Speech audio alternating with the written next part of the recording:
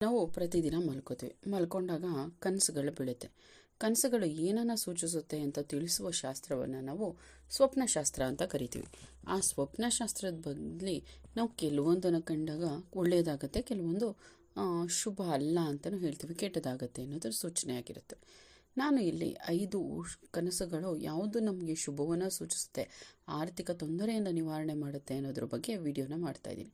ಅದಕ್ಕೂ ಮುಂಚೆ ಯಾರು ನನ್ನ ಚಾನಲ್ ಸಬ್ಸ್ಕ್ರೈಬ್ ಮಾಡದೆ ನೋಡ್ತಾ ಇದ್ದೀರೋ ಅವ್ರು ಸಬ್ಸ್ಕ್ರೈಬ್ ಮಾಡಿಕೊಂಡು ಪಕ್ಕದಲ್ಲಿ ಕಾಣೋ ಬೆಲ್ ಐಕನ್ ಕ್ಲಿಕ್ ಮಾಡಿ ಆಲ್ ನೋಟಿಫಿಕೇಷನ್ನ ಸೆಲೆಕ್ಟ್ ಮಾಡಿ. ಹಾಗೆ ಈ ವಿಡಿಯೋಗೆ ಒಂದು ಲೈಕ್ ಮಾಡಿ. ಮತ್ತು ನಿಮಗೆ ಯಾವ ರೀತಿಯ ಕನಸುಗಳು ಕಾಣ್ತೀರಾ ಅದನ್ನು ಕಮೆಂಟ್ ಮುಖಾಂತರ ತಿಳಿಸಿ. ಅದರ ಬಗ್ಗೆನೂ ಕೂಡ ವಿಡಿಯೋನ ಮಾಡ್ತೀನಿ. ನಾವು ನಿದ್ರೆಯಲ್ಲಿದ್ದಾಗ ಕೆಲವೊಂದು ಘಟನೆಗಳು, ವಿಚಾರಗಳು ಅಥವಾ ವ್ಯಕ್ತಿಗಳು ನಮ್ಮ ಕನಸಿನ ರೂಪದಲ್ಲಿ ಬಂದು ಹೋಗುತ್ತೆ. ಕನಸುಗಳು ಯಾವುದೇ ಕಾರಣಕ್ಕೂ ಸುಮ್ಮನೆ ಬರೋದಿಲ್ಲ. ಅದು ಭವಿಷ್ಯದ ಯಾವುದೋ ಒಂದು ಘಟನೆಯನ್ನು ನಮಗೆ ತಿಳಿಸುವಂಥ ಮುನ್ಸೂಚನೆ ಆಗಿರುತ್ತೆ. ನಾವು ಸಾಮಾನ್ಯವಾಗಿ ನಮ್ಮ ಕನಸಿನಲ್ಲಿ ಅನೇಕ ವಿಷಯಗಳನ್ನ, ವಿಚಾರಗಳನ್ನ ನೋಡ್ತಿರ್ತೀವಿ. ಆದರೆ ಒಂದಷ್ಟು ಅದು ತಕ್ಷಣವೇ ಮರ್ತೋಗ್ಬಿಡುತ್ತೆ, ಅಂದರೆ ಎದ್ದ ತಕ್ಷಣ ಮರ್ತೋಗ್ಬಿಡುತ್ತೆ. ಇನ್ನು ಕೆಲವೊಂದು ತಮ್ಮ ಮನಸ್ಸಿನಲ್ಲಿ ಹಾಗೆ ಉಳ್ಕೊಂಡ್ಬಿಟ್ಟಿರುತ್ತೆ. ಅಂಥದ್ರಲ್ಲಿ ಈ 5 ವಿಷಯಗಳೇನಾದರೂ, ಅಂದರೆ ಈ 5 ರೀತಿಯ ಕನಸುಗಳೇನಾದ್ರು ಕಂಡ್ರೆ ನಮ್ಮ ಜೀವನದ ಅದೃಷ್ಟವನ್ನೇ ಬದಲಾಯಿಸುತ್ತೆ ಅಂತ ಹೇಳ್ಬೋದು. ಅಂದರೆ ನಮ್ಮ ದುಃಖವನ್ನು ತೊಡೆದು ಹಾಕುವಂಥ ಕನಸುಗಳು ಇವು.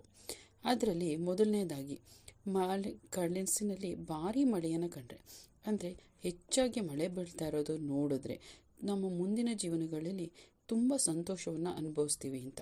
ಅಥವಾ ನೀವು ದೂರದಲ್ಲಿ ನಿಂತು ಮಳೆಯನ್ನು ನೋಡ್ತಾ ಇರೋದಾಗಿರ್ಬೋದು, ಅಥವಾ ಮಳೆಯಲ್ಲಿ ಕುಣಿತಾ ಇರೋದಾಗಿರ್ಬೋದು, ಅಥವಾ ಮಳೆಯಲ್ಲಿ ನಾವು ನೆನೀತಾ ಇರೋದಾಗಿರ್ಬೋದು, ಅದು ಸಂತೋಷದ ಮನಸ್ಥಿತಿಯನ್ನು ತೋರಿಸುತ್ತೆ. ಇದು ಲಕ್ಷ್ಮೀ ದೇವಿಯ ಆಶೀರ್ವಾದ ಆಗಿ ನಮ್ಮಲ್ಲಿ ಆರ್ಥಿಕ ತೊಂದರೆಯೆಲ್ಲ ನಿವಾರಣೆ ಆಗಿರುವಂಥ ಸೂಚನೆಯಾಗಿರುತ್ತೆ. ಇನ್ನು ಎರಡನೇದು ಶಿಖರ, ಅಂದರೆ ಬೆಟ್ಟವನ್ನು ಕಾಣಿಸುವಂಥದ್ದು ನಮಗೆ.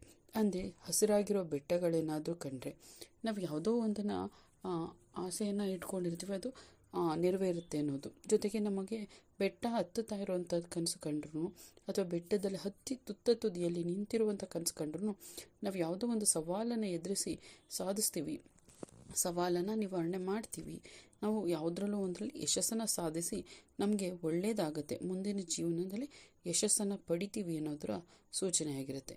ಇನ್ನು ಮೂರನೇದು ಉದಯಿಸುವ ಸೂರ್ಯ. ನಮ್ಮ ಕನಸಿನಲ್ಲಿ ಏನಾದ್ರು ಉದಯಿಸುವ ಸೂರ್ಯವನ್ನು ಕಂಡ್ರೆ, ಸೂರ್ಯ ಬಂತು ಅಂದರೆ ನಮಗೆ ಬೆಳಕು ಬಂತು ಅಂತ. ಹಾಗೆ ನಮ್ಮ ಕತ್ತಲೆಯ ಜೀವನದಲ್ಲಿ ಕತ್ತಲೆಯ ಕಳೆದು ಬೆಳಕು ಬರುತ್ತೆ. ಯಾವುದೋ ಕೆಟ್ಟ ನೆರಳು ನಮ್ಮ ಜೀವನದಿಂದ ದೂರ ಹೋಗುತ್ತೆ, ಹೊಸ ಭರವಸೆ ಮೂಡುತ್ತೆ ನಮ್ಮ ಜೀವನದಲ್ಲಿ ಅನ್ನೋದರ ಸೂಚನೆ ಆಗಿರುತ್ತೆ. ಒಟ್ಟಿನಲ್ಲಿ ಕತ್ತಲೆಯನ್ನು ಕಳೆದು ಅಥವಾ ಕೆಟ್ಟ ವ್ಯಕ್ತಿಗಳಿಂದ ದೂರ ಆಗಿ ನಮಗೆ ಮುಂದಿನ ಜೀವನ ಚೆನ್ನಾಗಿರುತ್ತೆ ಅನ್ನೋದ್ರ ಸೂಚನೆ. ಕನಸಿನಲ್ಲಿ ಏನಾದರೂ ಆನೆ ಕಂಡ್ರೆ, ಅದರಲ್ಲೂ ಬಿಳಿ ಬಣ್ಣದ ಆನೆಯನ್ನು ಐರಾವತ ಅಂತ ಕರಿತೀವಿ. ಆ ಐರಾವತ ಕಂಡ್ರೆ ಅಥವಾ ಬಿಳಿ ಬಣ್ಣದ ಗೂಬೆ ಏನಾದರೂ ನೋಡಿದ್ರೆ ಅದು ತುಂಬ ಶುಭ ಅಂತ ಹೇಳ್ತೀವಿ. ಯಾಕಂದರೆ ಬಿಳಿ ಬಣ್ಣದ ಐರಾವತ ಇಂದ್ರನ ವಾಹನ, ಮತ್ತು ಬಿಳಿ ಬಣ್ಣದ ಗೂಬೆ ಅದು ಲಕ್ಷ್ಮಿಯ ವಾಹನ ಅಂತ ಹೇಳ್ತೀವಿ. ಇದೆರಡೂ ಕಂಡ್ರೆ ನಮ್ಮ ಹಣಕಾಸಲ್ಲಿ ಅಭಿವೃದ್ಧಿ ಆಗ್ತೀವಿ, ನಾವು ಉನ್ನತ ಸ್ಥಾನವನ್ನು ಏರ್ತೀವಿ, ಮತ್ತು ಸಮಾಜದಲ್ಲಿ ನಮಗೆ ಖ್ಯಾತಿ ಆಗುತ್ತೆ. ಒಟ್ಟಿನಲ್ಲಿ ನಾವು ಉನ್ನತ ಸ್ಥಾನಕ್ಕೆ ಹೋಗ್ತೀವಿ ಅನ್ನೋದ್ರ ಸೂಚನೆ ಆಗಿರುತ್ತೆ. ಇನ್ನು 5ನೇದಾಗಿ ಕನಸಿನಲ್ಲಿ ಶಿವ ಅಥವಾ ಯಾವುದಾದ್ರೂ ದೇವರು ಅಥವಾ ದೇವತೆಗಳು ಕಂಡ್ರೆ ತುಂಬ ಶುಭ ಅಂತೆ. ಅದರಲ್ಲೂ ಮನೆ ದೇವರು ಏನಾದರೂ ಕನಸಿನಲ್ಲಿ ಕಂಡ್ರಂತೂ ಇನ್ನು ಮುಂದಿನ ಜೀವನ ನಮಗೆ ಸಂತೋಷದಿಂದ ತುಂಬಿರುತ್ತೆ, ಅದೃಷ್ಟದ ಬಾಗಿಲು ತೆಗೆದಿರುತ್ತೆ ಅನ್ನೋದು ಸೂಚನೆ ಆಗಿರುತ್ತೆ. ಅಂದರೆ ನಮ್ಮ ಕೆಟ್ಟ ದಿನಗಳೆಲ್ಲ ಹೋಗಿ ಮುಂದೆ ಸಂತೋಷ ತುಂಬಿರುತ್ತೆ ಅನ್ನೋದ್ರ ಸೂಚನೆ ಆಗಿರುತ್ತೆ. ಇದು ಯಾವುದೇ ದೇವರಾಗಿರ್ಬೋದು, ಆ ದೇವರು ಕನಸಿನಲ್ಲಿ ಕಂಡ್ರೆ ತುಂಬ ಶುಭ ಅನ್ನೋದ್ರ ಸೂಚನೆ ಆಗಿರುತ್ತೆ. ಈ ವಿಡಿಯೋ ಹೇಗಿತ್ತು ಅಂತ ಕಮೆಂಟ್ ಮುಖಾಂತರ ತಿಳಿಸಿ. ಹಾಗೆ ವಿಡಿಯೋಗೆ ಒಂದು ಲೈಕ್ ಮಾಡಿ. ಮತ್ತು ಯಾರು ನನ್ನ ಚಾನಲ್ ಸಬ್ಸ್ಕ್ರೈಬ್ ಮಾಡದೆ ನೋಡ್ತಾ ಇದ್ದೀರೋ ಅವರು ಸಬ್ಸ್ಕ್ರೈಬ್ ಮಾಡ್ಕೊಂಡು ಪಕ್ಕದಲ್ಲಿ ಕಾಣೋ ಬೆಲ್ ಐಕನ್ ಕ್ಲಿಕ್ ಮಾಡಿ ಆಲ್ ನೋಟಿಫಿಕೇಷನ್ನ ಸೆಲೆಕ್ಟ್ ಮಾಡ್ಕೊಳ್ಳಿ. ಕೇಳಿದ್ದಕ್ಕೆ ಧನ್ಯವಾದಗಳು. ಮುಂದಿನ ವಿಡಿಯೋದಲ್ಲಿ ಸಿಗೋಣ.